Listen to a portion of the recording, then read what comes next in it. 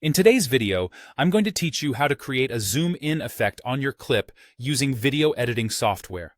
Whether you're looking to add a bit of emphasis or simply create a more dynamic scene, this technique is incredibly useful. Let's dive in to explore how you can go about it. To start with, make sure you have your clip ready. The first step is to import your clip into your video editing software. Once your clip is imported, you'll need to place it on the timeline.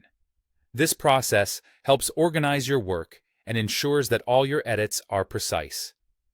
With your clip on the timeline, you'll want to select the specific clip that you plan to zoom in on. It's always good technique to keep your workspace organized to avoid confusion later on. Next, we'll need to open the Effect Controls panel so we can manage our adjustments. To do this, go to the Window menu at the top of your screen and from the drop-down options, select Effect Controls. This panel is where all the magic happens, letting you manipulate various settings of your clip. Within the Effect Controls, you'll want to locate the Scale property under the Motion settings. This is the key to zooming in on your clip, and you'll also find an option called Position, which lets you adjust the framing of the zoom if needed. Now we move on to creating the actual zoom-in animation. First, decide where you want your zoom effect to begin within the clip. Move your playhead to that exact spot. You'll see a small stopwatch icon next to Scale. Go ahead and click it. This action sets your first keyframe, marking the beginning of the zoom effect, and do the same for Position if you're planning to adjust where the focus of your zoom should be. Then, decide where you'd like your zoom effect to finish. Move the playhead to that point on the timeline.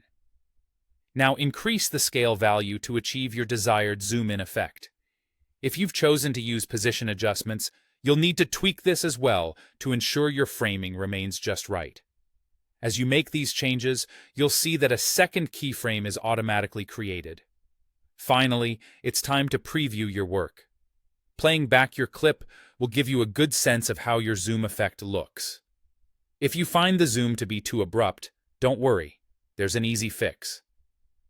To smooth out the transition, right-click on the keyframes and choose Temporal Interpolation. Within this menu, selecting Ease In or Ease Out will help your zoom effect accelerate and decelerate in a more seamless and visually pleasing manner. And there you have it. A simple yet effective way to add a zoom-in effect to your clips.